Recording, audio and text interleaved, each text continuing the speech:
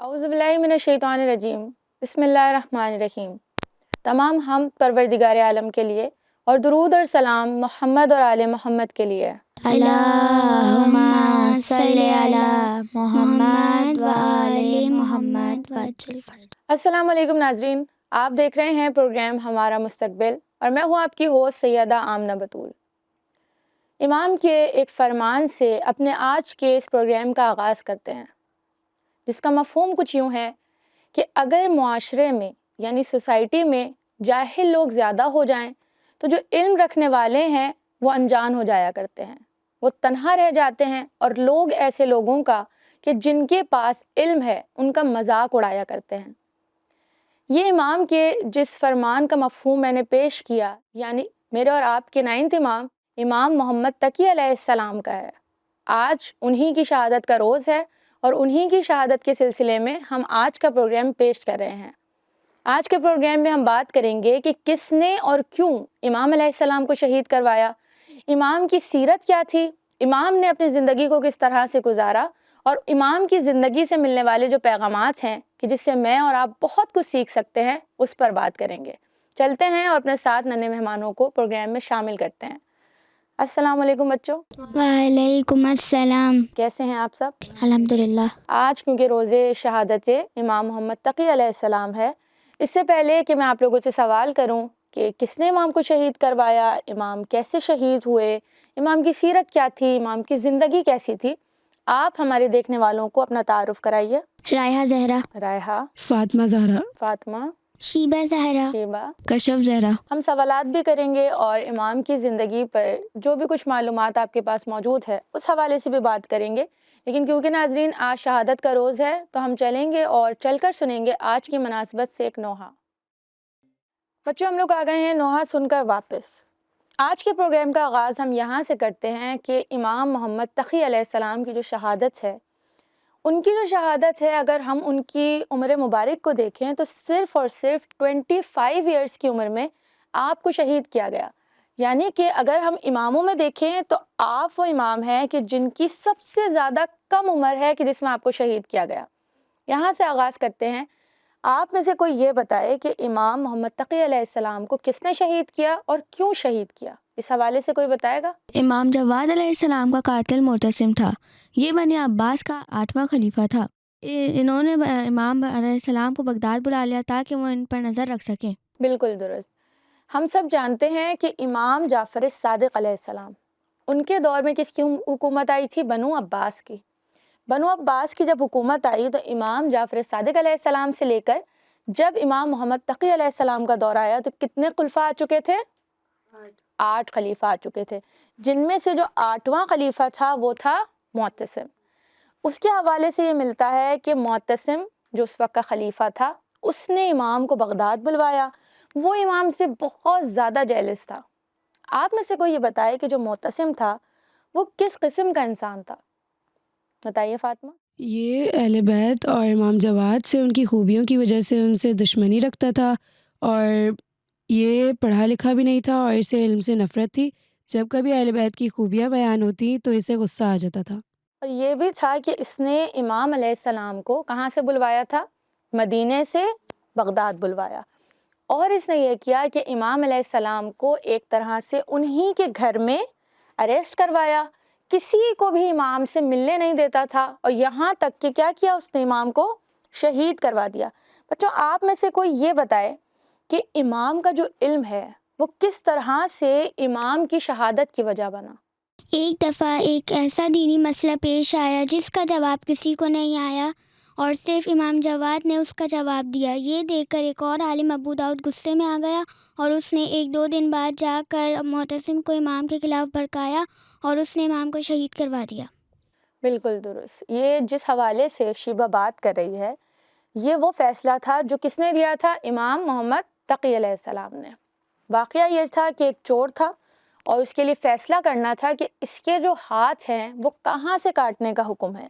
علماء موجود تھے، اور جیسا کہ اس نے بتایا ابو داؤد نامی ایک بہت بڑا وہ بھی موجود تھا فلسفی، وہ بھی حکم بتاتا تھا لوگوں کو۔ تو جب تمام لوگ جمع ہوئے اور ہر ایک اس بات پر پہنچا کہ اس کے ہاتھ کہاں سے کاٹیں، تو کسی کو سمجھ نہیں آ رہا تھا کہ ہاتھوں کو کہاں سے کاٹنے کا حکم ہے۔ اس موقع پر امام محمد تقی علیہ السلام نے تمام تر لوگوں کو یہ بتایا کہ جو چور ہے اس کے جو ہاتھ ہیں وہ کہاں سے کاٹے جائیں، اس کی صرف اور صرف انگلیاں کاٹی جائیں۔ کیوں؟ امام نے اس کی وجہ بتائی۔ امام نے بتایا کہ جب آپ اس کی انگلیاں کاٹ دیں گے تو یہ اپنے ہتھیلیوں کی مدد سے کیا کر سکے گا؟ سجدہ کر سکے گا، یعنی نماز کو انجام دے سکے گا۔ جب یہ تمام تر ماجرا ہوا تو ابو داؤد اور اس کے ساتھ موجود جو لوگ تھے انہوں نے جب یہ جواب سنا تو اندر ہی اندر کیا کرنے لگے؟ امام سے جلنے لگے۔ انہوں نے کیا کیا؟ معتصم کو امام کے خلاف بھڑکانا شروع کر دیا۔ آپ میں سے کوئی یہ بتائے کہ امام کیسے شہید کیے گئے؟ خلیفہ نے امام کو ان کی زوجہ کے ذریعے زہر دلوایا۔ امام انتہائی تکلیف میں رہنے کے بعد خدا کا ذکر کرتے کرتے اس دنیا سے چلے گئے۔ بالکل درست۔ امام علیہ السلام فقط امام محمد تقی علیہ السلام نہیں، ہم دیگر جتنے بھی امام ہیں، ہم تمام اماموں کو دیکھیں تو ہر امام جب شہید ہونے والا ہوتا ہے تو وہ اپنی شہادت کی خبر کس کو دے دیتا ہے؟ اپنے تمام تر چاہنے والوں کو، اپنے عزیز و اقارب کو، اپنے قریبی اصحاب کو۔ نہ صرف خبر دے دیتا ہے بلکہ جو امام اس دنیا سے جانے والا ہے وہ اپنے بعد اپنا جانشین، اپنا امام مقرر کر کے جاتا ہے تاکہ جو ہدایت کا سلسلہ ہے یہ رکے نہیں۔ تو جب امام محمد تقی علیہ السلام کی شہادت ہونے والی تھی تو امام نے اپنے تمام تر قریبی اصحاب کو اور اپنے بعد امام علی نقی علیہ السلام کو اپنا جانشین قرار دے دیا تھا۔ بچوں، آپ میں سے کوئی یہ بتائے گا کہ جب ہم امام محمد تقی علیہ السلام کی شہادت کی بات کرتے ہیں تو میرے اور آپ کے ذہنوں میں امام علی رضا علیہ السلام کی شہادت بھی آ جاتی ہے۔ ہمارے ذہنوں میں یہ آتا ہے کہ اس وقت امام کی عمر بہت چھوٹی تھی اور اس ٹائم پر لوگوں کو کچھ کنفیوژن بھی تھی۔ تو آپ میں سے کوئی یہ بتائے کہ امام علی رضا علیہ السلام کی جب شہادت کا وقت قریب آیا، جو کہ آپ کے بابا ہیں، تو امام محمد تقی علیہ السلام کی عمر کتنی تھی، اور ساتھ ہی ساتھ یہ بتائیں کہ اس وقت لوگوں کو کیا کنفیوژن پیش آئی تھی؟ جب ہمارے 8ویں امام علیہ السلام کی شہادت ہوئی تب امام تقی علیہ السلام 7 سال کے تھے۔ وہ 7 سال کی عمر میں امام بن گئے تھے، کیونکہ کم عمر کی وجہ سے کچھ لوگ شک میں پڑ گئے کہ کس طرح 7-8 سال کا بچہ امام ہو سکتا ہے۔ یعنی کہ یہ وہ ٹائم تھا کہ جب لوگوں کے اوپر یہ راز بھی کھلا کہ امام ہونے کے لیے عمر کی قید نہیں ہوا کرتی، یعنی امام جس بھی عمر میں ہو وہ امام ہوا کرتا ہے، اس کا علم بالکل کامل ہوا کرتا ہے۔ آپ میں سے کوئی یہ بتائے کہ جب شیعوں میں یہ کنفیوژن پیدا ہوئی تو پھر کیسے یہ کنفیوژن دور ہوئی؟ مختلف شہروں کے بڑے بڑے علماء مدینہ میں جمع ہوئے جو تقریباً 80 تھے، اور انہوں نے امام جواد کو ٹیسٹ کرنے کے لیے تقریباً 30,000 سوالات کیے جن کے امام نے بالکل صحیح جواب دیے۔ اس طرح سب مطمئن ہو گئے۔ بالکل درست۔ مزید اس حوالے سے ہم بات کریں گے، لیکن ناظرین ہم چلیں گے اور چل کر دیکھیں گے ہمارا سیگمنٹ ایک واقعہ۔ اعوذ باللہ من الشیطان الرجیم، بسم اللہ الرحمن الرحیم۔ السلام علیکم، میرا نام ایلیا زہرا ہے اور سیگمنٹ ایک واقعے میں آپ سب کو خوش آمدید۔ بچوں، جب خلیفہ مامون نے فیصلہ کیا کہ وہ اپنی بیٹی کی شادی امام تقی علیہ السلام سے کروائے گا تو سارے خاندان والوں نے اعتراض کیا، اور وہ کہتے تھے کہ یہ تو ایک چھوٹا بچہ ہے، اس کو تو پہلے علم سکھانا پڑے گا۔ لیکن مامون جانتا تھا کہ یہ کوئی عام گھر سے نہیں ہے بلکہ یہ اہل بیت کے گھر سے ہے جس کا علم ہمیشہ ایک جیسا ہوتا ہے، چاہے بچپن ہو یا جوانی۔ اس نے اس دور کے سب سے بڑے عالم یحییٰ کو دعوت دی کہ وہ امام سے علم میں مقابلہ کرے۔ ساتھ ہی ساتھ اس نے اپنے خاندان والوں کو بھی بلایا، اور اس وقت امام صرف 10 یا 12 سال کے تھے، اور امام نے یحییٰ کے سارے ایسے جوابات دیے کہ سب حیران ہو گئے۔ پھر امام نے یحییٰ سے سوالات کیے تو اس کو سوالات کے جوابات نہیں آ پائے، اور وہ مان گیا کہ امام سے زیادہ علم کسی کے پاس نہیں ہے۔ مامون بھی خوش ہوا اور اس نے اپنی بیٹی کی شادی امام کے ساتھ کرا دی۔ تو بچوں، یہ تھا ہمارا آج کا سیگمنٹ ایک واقعہ۔ امید ہے آپ کو پسند آیا ہوگا۔ مجھے دیجیے اجازت، اللہ حافظ۔ بچوں، ہم لوگ آ گئے ہیں سیگمنٹ پر سے واپس۔ سیگمنٹ پر جانے سے پہلے ہم نے بات کی کہ امام کا علم ان کی کم عمر کے ہونے کے باوجود بھی کامل یعنی کہ مکمل ہوا کرتا ہے۔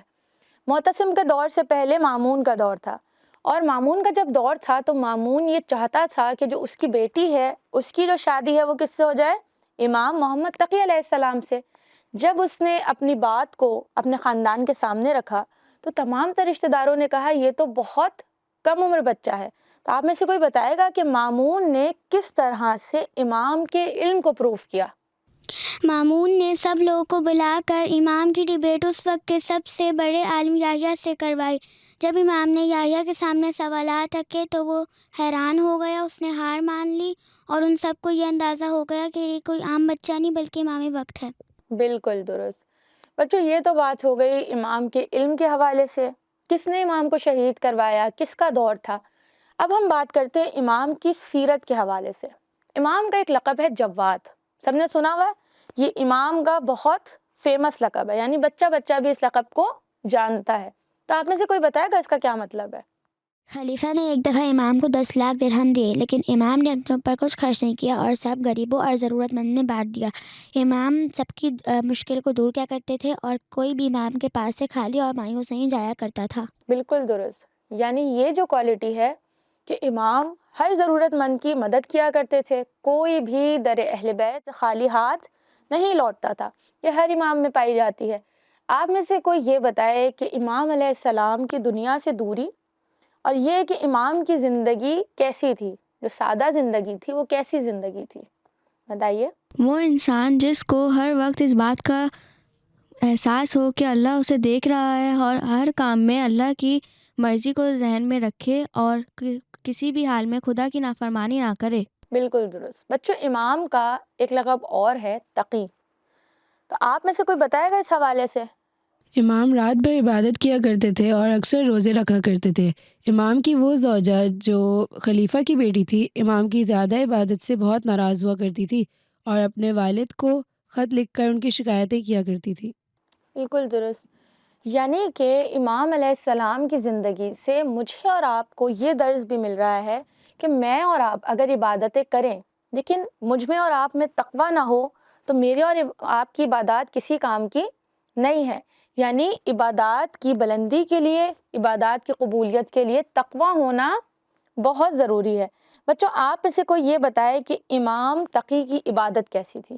زیادہ سے زیادہ اللہ سے مغفرت طلب کرنا، یعنی اپنے گناہوں کی معافی مانگنا، رحم دل اور مہربان ہونا اور صدقہ خیرات کرنا۔ بالکل درست۔ ناظرین اسی کے ساتھ چلیں گے ہمارے اگلے سیگمنٹ کی طرف اور چل کر دیکھیں گے ہمارا سیگمنٹ سبیل معرفت۔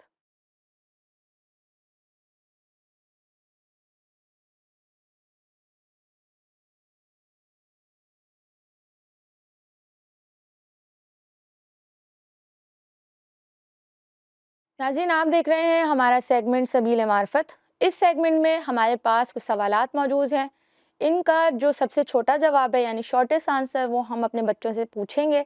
چلتے ہیں ان کی جانب اور ان سے پوچھتے ہیں کہ کیا یہ تیار ہیں؟ بچوں آپ لوگ ریڈی ہیں؟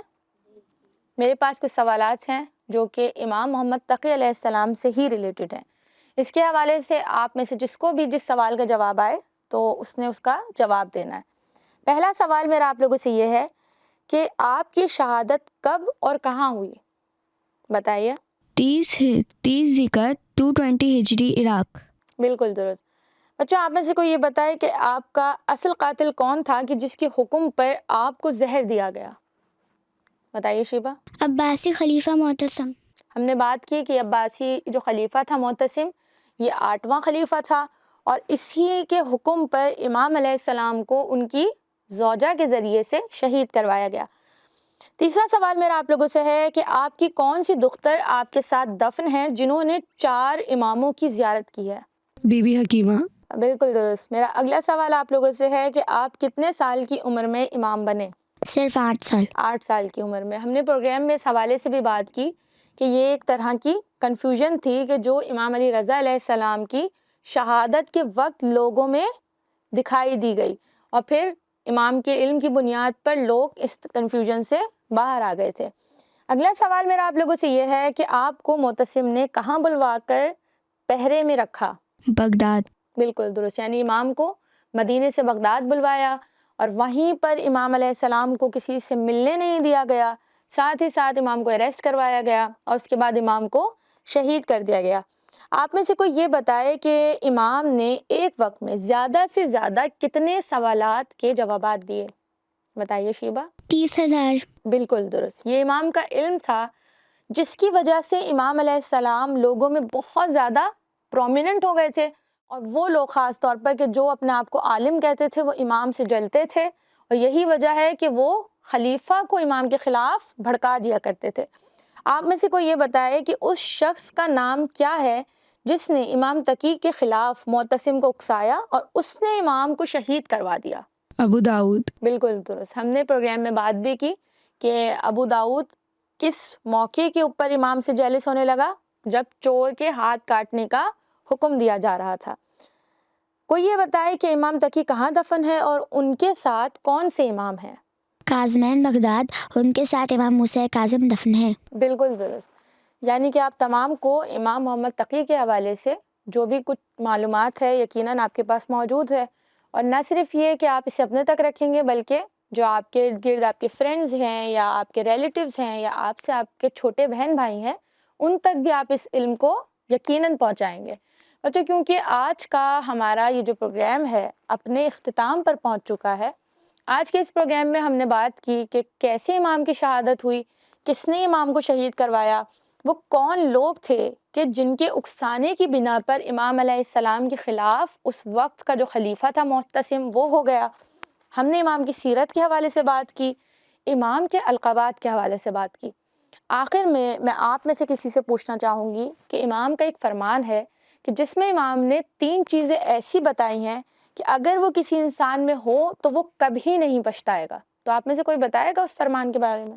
بتائیے رائحہ۔ جلدی نہیں کرنا، لوگوں سے مشورہ کرنا، اور کوئی بھی کام کرتے وقت اللہ پر توکل اور بھروسہ رکھنا۔ یعنی کہ کسی بھی کام میں جلدی نہیں کرنا اور ماہر اور سمجھدار لوگوں سے مشورہ کرنا، اور ہر کام میں سب سے زیادہ اہم یہ ہے کہ اللہ پر بھروسہ اور توکل رکھنا، جو کہ اگر خدا نہ چاہے تو کوئی بھی کام نہیں ہو سکتا۔ جزاک اللہ، بے شک، یعنی کہ یہ امام کا ایک فرمان ہے جس کے اندر امام علیہ السلام نے 3 ایسی باتیں بتائی ہیں کہ اگر وہ کسی شخص میں ہو تو وہ کبھی بھی کسی بھی مومنٹ پہ پچھتائے گا نہیں۔ آج کے دور میں اگر میں اور آپ دیکھیں تو انسان بہت زیادہ امپیشنٹ ہے، جلد باز ہے، یعنی وہ چاہتا ہے کہ وہ فوراً سے عمل بھی کرے اور فوراً ہی اس کو اس کا رزلٹ بھی مل جائے۔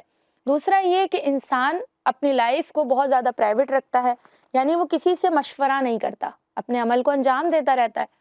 اور تیسری بات یہ کہ وہ اللہ پر امید اور بھروسہ نہیں رکھتا۔ امام علیہ السلام نے فرمایا کہ اگر تم چاہتے ہو کہ تم پچھتاوے سے بچے رہو تو جلد بازی نہ کرو، جیسا کہ رائحہ نے بھی بتایا۔ اور دوسرا کیا امام نے بولا ہے؟